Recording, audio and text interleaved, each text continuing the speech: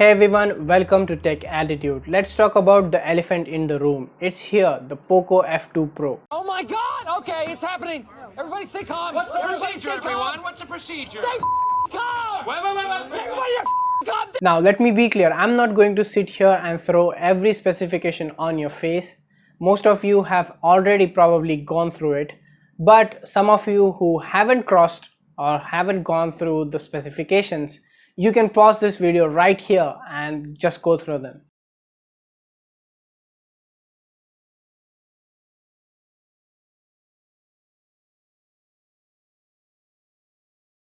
Okay, now the phone is really very similar to other flagships from the glass design, AMOLED screen and the flagship processor. I have some mixed thoughts about it. Firstly, it's really good that we have another flagship contender in the market. With the glass design and everything, looks like everyone wants a piece from the flagship. From Motorola with its Motorola Edge Plus and the Xiaomi Mi 10, and now we have the POCO F2 Pro, which has flagship specifications at almost half of its price. At the launch event, they were going head to head with OnePlus 8 Pro and Galaxy S20.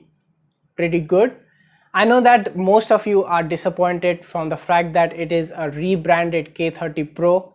Well, I'll come back to that on later. POCO has been a brand which gives you more value for money proposition. It gives you flagship hardware on a phone with some cutting corners here and there in the device. Well, the F2 Pro is no different. You don't get a higher refresh rate display such as the new flagships that are getting the 90Hz, 120Hz higher refresh rate displays. You don't get that in POCO.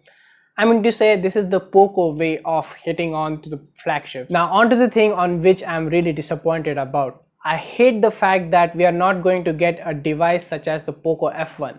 Now POCO F1 was absolutely a brilliant device. We get all the flagship hardwares with some cutting corners like the plastic design and the LCD screen, which was really poor and which was the only downside of the POCO F1. And all this flagship hardware at just rupees 21,000, you can't ask for more. And all this with the POCO F2, which is a rebranded K30 Pro. This all thing just sticks around it. The points such as we are not going to get a phone which is having a flagship hardware with just corners cutting here and there, such as the plastic body. I was okay. Most of the people were okay with this plastic body. They just wanted to have that flagship hardware at really cheap price, and the F2 Pro just doesn't fit in this box. Now on to the most important part. Should you buy it?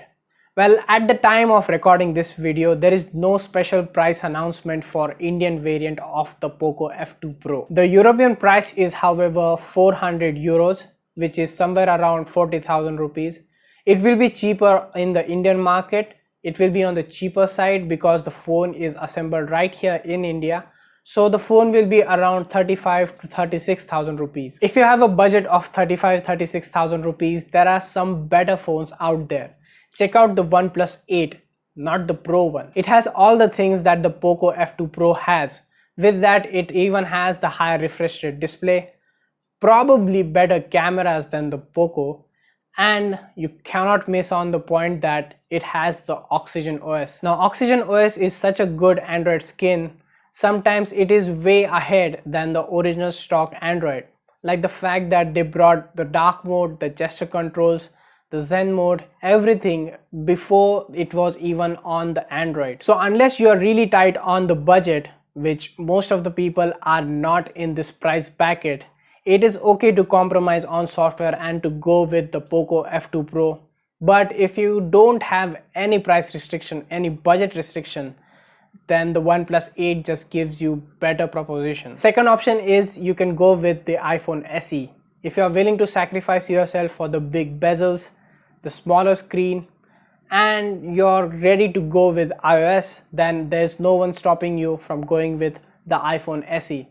If not, then OnePlus 8 really looks like it just outweighs the F2 Pro. If you are someone who is okay with MIUI, now the fact that MIUI 12 is just around the corner and it has got a lot of graphics and user interface updates, if you're good with that, then the POCO F2 Pro is just the perfect phone for you. There's no point in spending that extra money and going for the Mi 10, which is also better.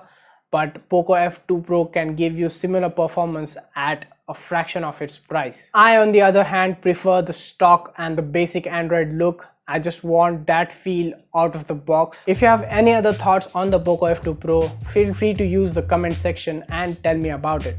Not just about POCO F2, but any tech in general. That's a quick video on the POCO F2 Pro. Xiaomi has been on a launch streak lately. They have launched the Mi TV, the Mi 10, and now we have the POCO F2 Pro.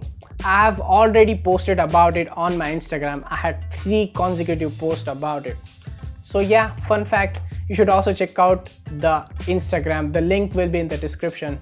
If you're new here, you should also check out my other videos. The link will be also in description somewhere, or click on the I button on the top right corner of this video. That's been it. Thank you for watching, and I'll see you guys in the next one.